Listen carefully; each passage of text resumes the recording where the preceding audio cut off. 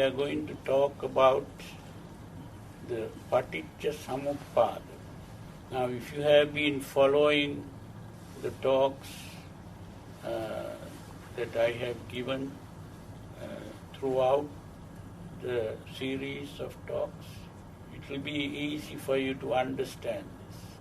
Now, if you came for the last talk, it will be easy for you to understand, because we dealt with this to some extent, although I didn't call it the Paticca Samuppada. The word Paticca Samuppada means, I said, the word today in the English language is determinism.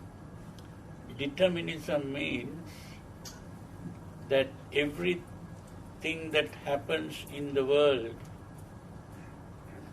happens due to the presence of the necessary conditions. That means when there are hurricanes, earthquakes, and any trouble coming anywhere in the world, this is not done by spirits or gods or devils. Everything happens due to the presence of the necessary conditions.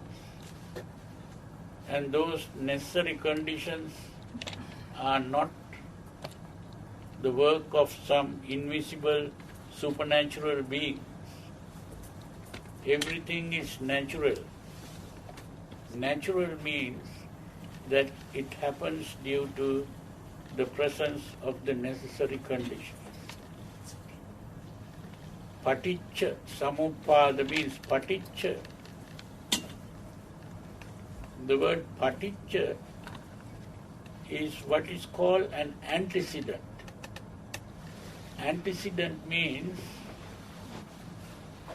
something that comes before an incident. Now we speak of incidents. We speak of accidents. Now these are all things that happen, incidents. Accident is also kind of incident. And this incident occurs due to the presence of something that came before. And what came before is the antecedent. So paticca is the antecedent. Samuppada. Samuppada means it comes into being at the same time. Comes into being at the same time. And the word in English for that is concurrence. Concurrence means something that occurs at the same time.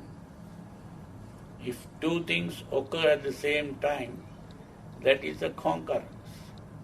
So my translation is antecedental concurrence, which of course is not a very common way of saying it.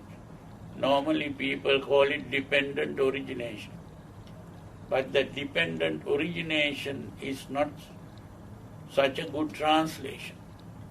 If we speak of antecedental concurrence, then it will be a good translation, although it is not a common translation. And when we speak of antecedents, we can speak of a series of antecedents. A series of antecedents means antecedents coming one after the other. Now, we can speak of spatial antecedents, we can speak of temporal antecedents, and we can speak of logical antecedents. Now, if we speak of temporal, spatial antecedent, supposing we have a row of marbles, of a row of balls of any kind. We strike one ball, the first ball, and the first ball we strike the second ball, then the second ball we strike the third ball, and the third ball we strike the fourth ball, and so on.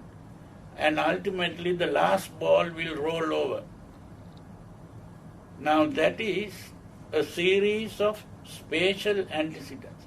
That is in space. That is a series of spatial antecedents. Now there is another thing which we can call temporal antecedent. Now temporal antecedent, to demonstrate that, I will just make a strike the table with my hand.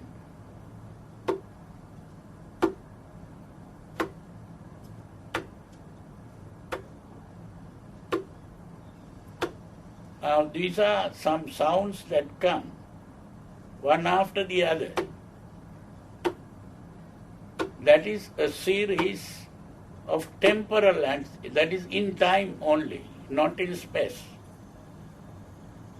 You hear the sounds in time, one coming after the other. That is a series of temporal antecedents. Now, supposing I say 1, 2, 3, 4, 5, 6, 7, 8, 9, 10.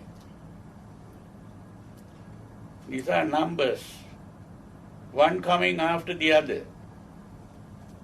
2 comes after 1, and 3 comes after 2, 4 comes after 5, 3, and 5 comes after 4, and so on. Is that in space or is it in time? It is not in space or time. This is what is called a logical antecedent. That is, the 2 has to come after 1, and 3 has to come after 2, 4 has to come after 3, like that. So when we speak of the Paticca Samuppada, we are really speaking about a series of logical antecedents. We are not talking about time or space. That is why it is called Paticca Samuppada.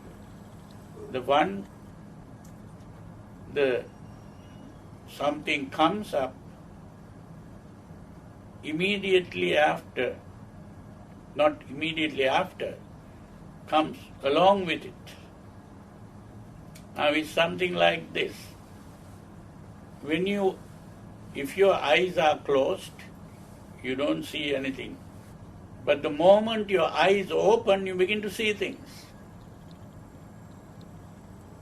The opening the eyes and seeing happens at the same time. But if you don't open your eyes, you can't see. That means the opening of the eyes comes first logically, and then comes the seeing.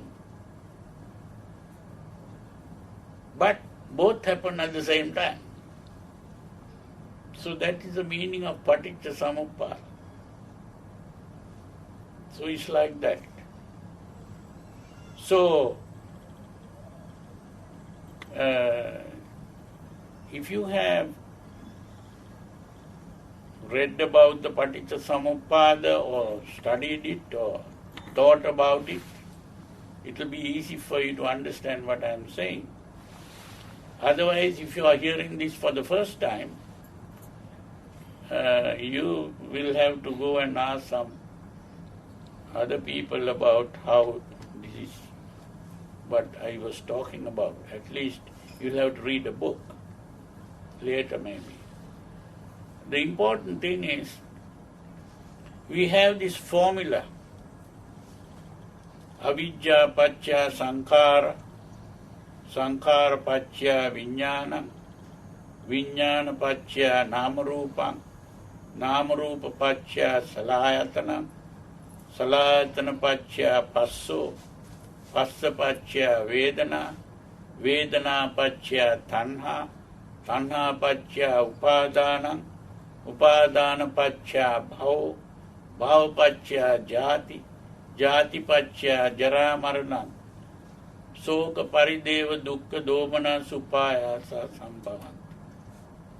That is the eva me tassa kevalassa dukkha kandassa samudayo hoti. That is the formula. Now, if I begin to explain this in two ways, because there is a traditional way of explaining this which I think is wrong. And now I am trying to explain it in a different way. Now the traditional way is that this is divided into three lives. Avidya and Sankhara come in one life, then from Vijnana onwards up to Bhava is the second life, and then from Jati, Jara, Vyadi, Marana, that is the third life. Now, important thing to understand is that the teaching of the Buddha, we recite, Swakhato Bhagavata Dhammo Sandittiko Akaliko Ehipassiko Opanaiko Pachattang Veditabbo Vinyohiti. There, one important statement is Akaliko. What does that mean? Akaliko means it doesn't involve time. It is not based on time. So if it is not based on time, we cannot divide the Paticca Samuppada into three lives, because that is time, past, present and future. So this is why I maintain that the Paticca Samuppada is independent of time or space, because both time and space is a product of the Paticca Samuppada. Here Paticca Samuppada is not, as I said, determinism. Now that means determinism can be seen in two ways. One is what I call objective determinism. The other is subjective determinism. Now, objective determinism means that we are talking about things happening in the world outside, and we are saying that everything that happens in the world outside is dependent on the necessary conditions. That is okay, but this is the main principle on which modern scientific research, modern scientific thinking is based. It's based on this principle of determinism. It is because people understood how flight takes place that they could build an aeroplane and we can fly if you have money to pay for the ticket. And the other thing is, even going in a car, it's also based on the same principle. The necessary conditions must be there. If one condition is absent, you can't go. For example, if you don't have enough gas, then you can't go. So, all the conditions must be complete. Now, what the Buddha was talking about was not that objective determinism. What he spoke of was the subjective determinism. Now that means, this is very interesting to understand that ancient people always thought that everything that happened in the world happened due to spirits. Either gods or the devils are doing that. And even now there are some people who think this hurricane and things like that happen because of God or devil, you see. But the scientists, they gave up these traditional dogmas and now they began to think in terms of determinism. But there is the subjective determinism where everyone thinks, including the scientists. Of course, the psychologists began to understand that there was no person inside our body doing the thinking or the speaking or the acting. That is also determined by the necessary conditions. That means there is no person inside our body. Now when we look at a TV, we see pictures of people running about or doing various things, or maybe singing songs and speaking, making speeches. But we know that there are no people inside that box. We know that these things are happening due to the presence of the necessary conditions. It's only when you switch it on and then you have to change your channels and you get what you want. So that means you are aware of determinism there. But when a person comes and speaks to you, or I am speaking to you now, you think there is someone inside me, this body, and speaking. But in actual fact, there is no such person inside.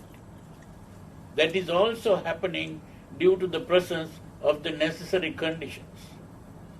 This is what Sigmund Freud started talking about. He called it psychic determinism, the psychologist. So when they speak about psychology, they are aware that there is no person inside. But when they begin to live their ordinary life, they still think that there is a person inside. But the problem is, the Buddha pointed out that there is no person inside doing anything. It's all happening due to the presence of the necessary conditions. This is the important thing. And this Paticca Samuppada is trying to explain how these things are happening inside. Today, modern psychologists are trying to discover this, but they have not been able to properly understand it fully. There were the behaviorists who started saying, we cannot understand the mind at all, and we have to stop speaking about a mind. We can only talk about behavior. And that is what is called behaviorism. And they only started describing behavior. But Freud was the person who started talking about the mind. He was trying to discover how the mind was working. So the Freudian psychoanalysis is really an effort to explain how the mind works. But he also made a lot of mistakes. And we can point out those mistakes if we understand the teaching of the Buddha properly. I don't want to go into a detailed discussion of Freudian psychology, but the important thing is to understand what the Buddha was talking about. There are some things that Freud discovered. One thing that he discovered was what is called unconsciousness. Unconsciousness. Unconsciousness means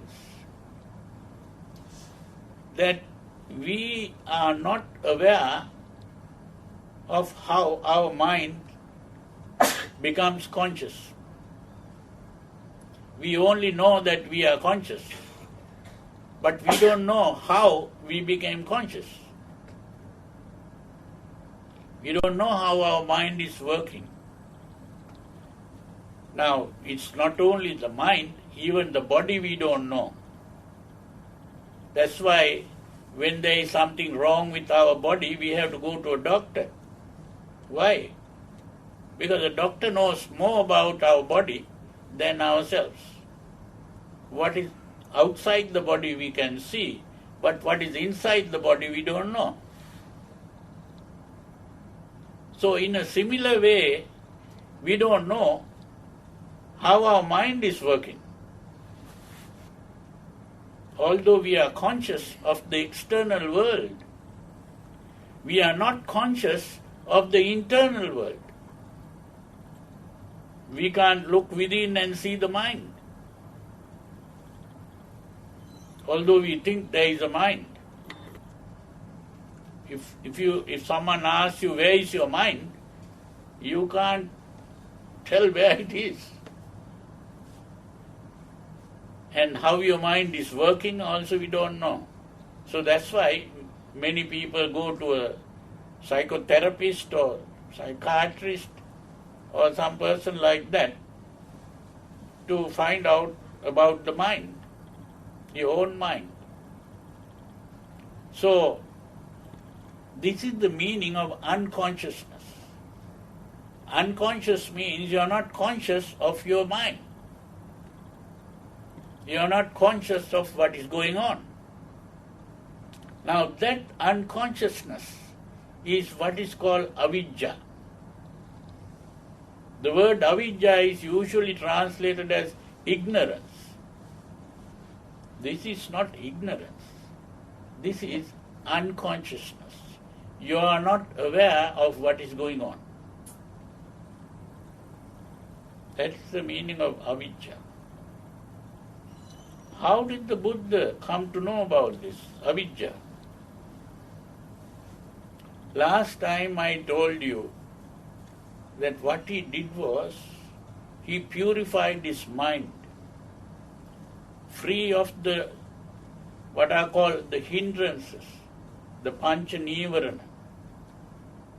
By purifying the mind, he entered the first jhana, where there was vitakka, vichara, priti, sukha, ekaggata, the 5 jhanangas.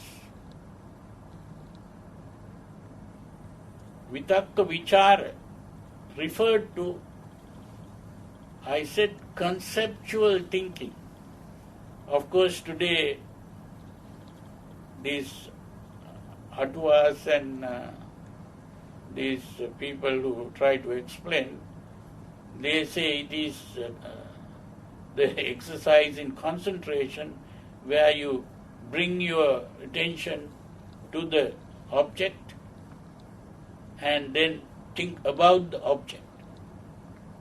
So, but that is the wrong way of explaining vitakka vichara. I said vitakka vichara, vitakka, takka, it's a takka, it's a logical thinking. Takka. And vichara, he means questioning, asking a question. So what it means is that I translate it as inquiry and inference.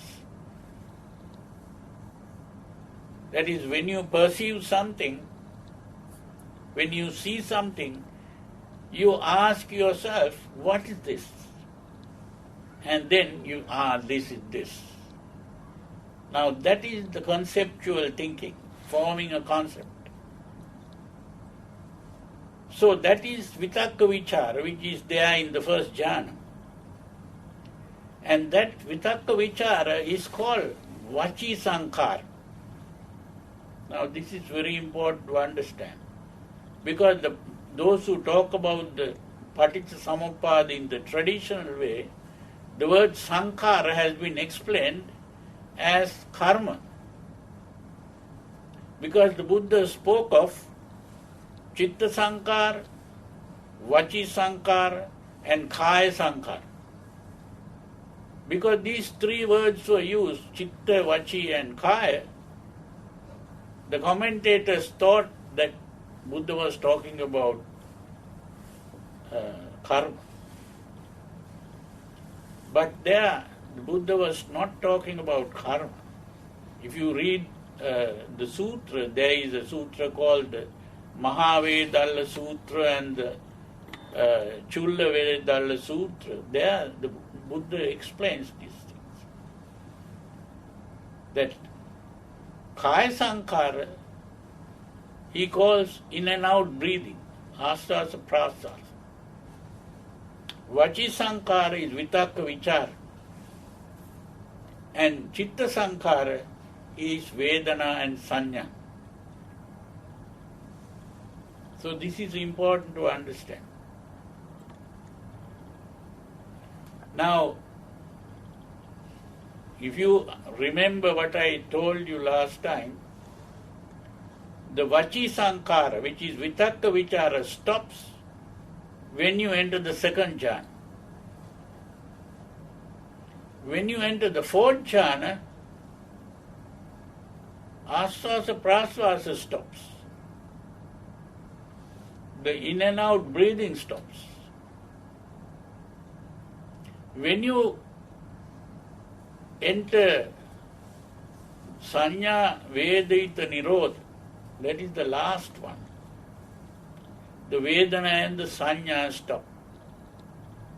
That means the Chitta Sankhara stops at the last point, where you enter the Sanya Vedaita Nirodha and the mind completely stops.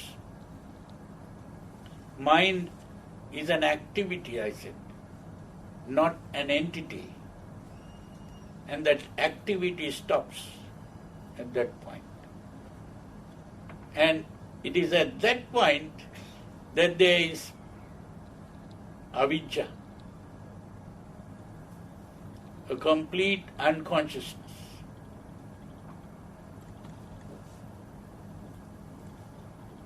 Now when he comes out of that state, the first thing that happens is the Chitta Sankhara starts, which is the Vedana and the Sanya. And when he comes to the third jhana, the in and out breathing comes up.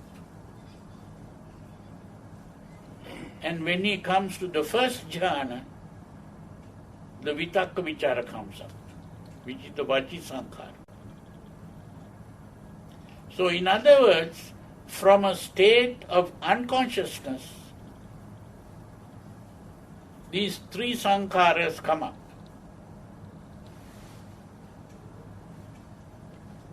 which is simply the activity of the mind. These are all activity of the mind. I said earlier that in and out breathing really refers to emotional excitement, not just the breathing in and breathing out. So that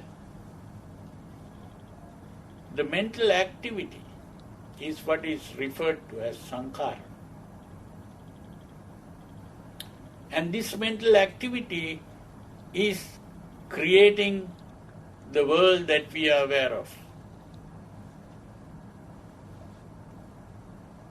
That is what is creating the world that we are aware of. Now this is very important. People don't understand this. When the Buddha became awakened, he ended up with a expression which is given in the form of a gatha, which you may have heard. And that is, Aneka jati sansarang sanda vissang anibbisang Gahakarakam gave santo dukkha jati punah punah. What does that mean? I have been traveling in samsara in search of the creator of the world. Gahakaraka means the builder of a house. But here, builder of a house is not what you are really looking for. The builder of the house is the creator of the world. He was going after this creator of the world. And then he says he couldn't meet this creator. He didn't meet the creator. And he says, dukkha jati punah punah. It's painful to be born again and again. It is unpleasant. You see, you think usually when you see a baby, you think the baby is very happy because the baby smiles sometimes. But if you can recall your past, you will see that that baby is not in a very happy state because a lot of discomforts going on and a lot of problems. The baby can't move about like other people move about, and baby can't take food when hungry. Unless someone puts the food into the mouth, the baby is not able to take food. So many problems.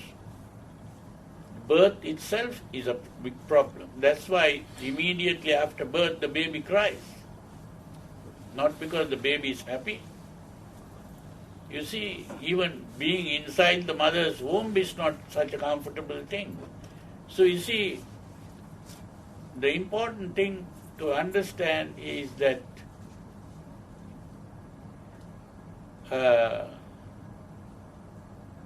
birth is not a very pleasant thing. That's why dukkha jati punah punah, to be born again and again, is not a very pleasant thing.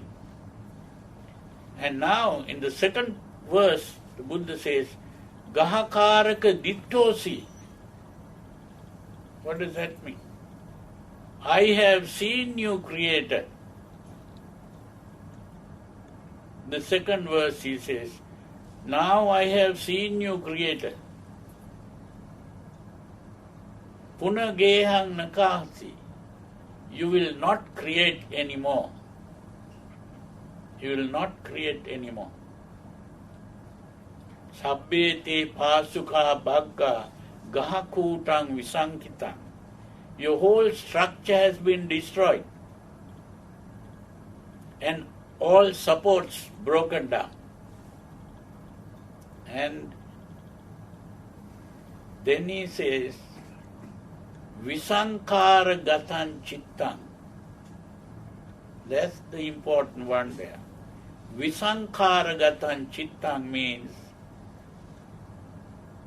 the mind has stopped creating. Tanhayam kayamajjagati. That emotional urge has stopped. That is the tanha. The emotional urge has stopped.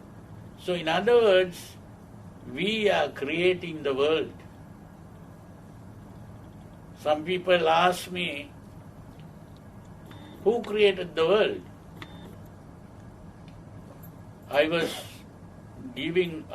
invited to give a talk one day in a prison. And after the talk, there was a time for questions. And one of the prisoners, who was a young man, he asked, who created the world? I said, you created the world. And there was another monk who really took me there. He got frightened because I said that. And he didn't allow me to talk after that.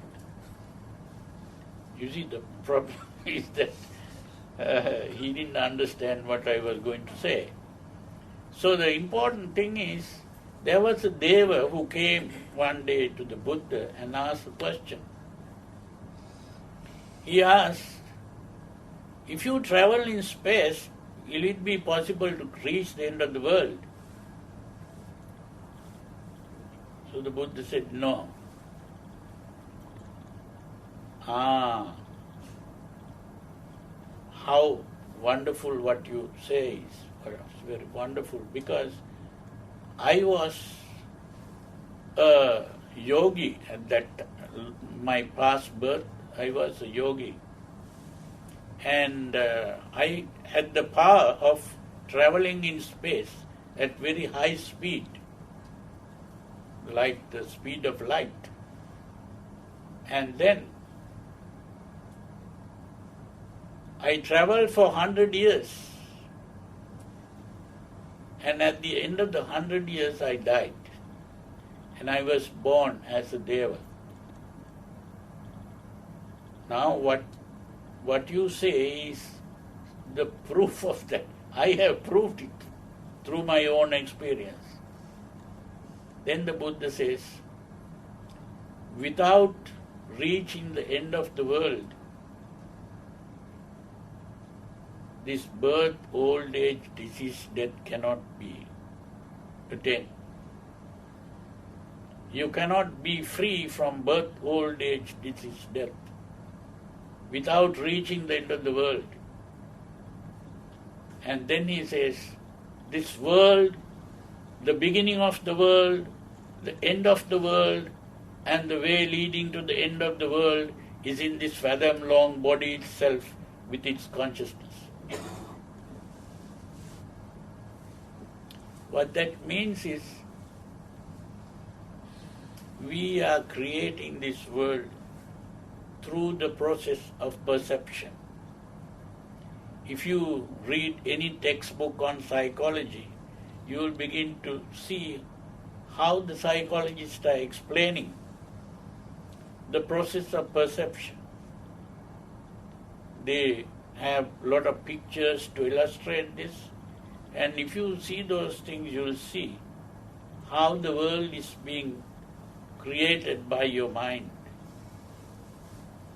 So even modern psychologists are aware of this. Although they are aware of it, they don't take it too seriously when they live the normal life.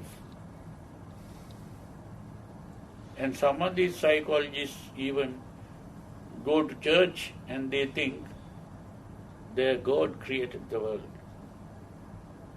You see, things like that. But the important thing in Buddhism is that the world is simply created by this mind. And this is what the Buddha is talking about when he is talking about the Paticca Samuppada. Avidya Paccaya Sankhara means from a state of complete unconsciousness, the mental process begins. That is the meaning of sankhara. Avidya Paccaya Sankhara. Sankhara Paccaya Vijnana. Now Vijnana is our process of knowing the world, becoming aware of the world. That is the meaning of Vijnana. There is Chakku Vijnana, seeing, Sota Vijnana, hearing, Gana Vijnana, smelling, Jivha Vijnana, tasting, Kaya Vijnana, touching. So with these 5 Vijnanas, we become aware of the world. We begin to see, hear, smell, taste and touch. But these different things, we get different things from the different senses. Now when we open our eyes, we see things. But if our eyes are closed, we can't see things. We can't see with our ears or a nose or a tongue. And the ear is able to hear sounds, but the eye is not able to hear sounds. The nose is not able to hear sounds. So each sense organ is able only to perceive one kind of thing. Then how do we become aware of a world? By combining all those things, we become aware of an object. And the combination is done by the mind, the brain, working of the brain. And that is what is called mano. So when we speak of mano vijnana, we are really talking about that combination. That is the vijnana. So it is this mental process when it begins, the vijnana comes into being, and the vijnana is able to become aware of a world. Now when we become aware of world, what do we call the world? What we call the world is what we see.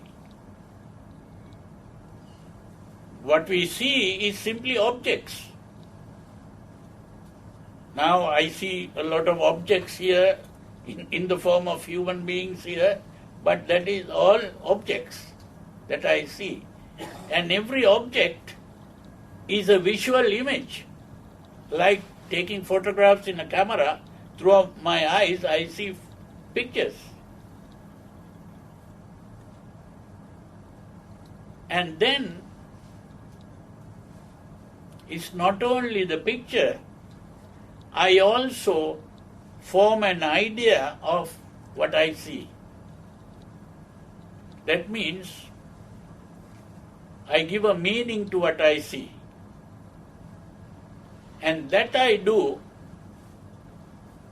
in the form of a sentence. It's verbal. I give names to things.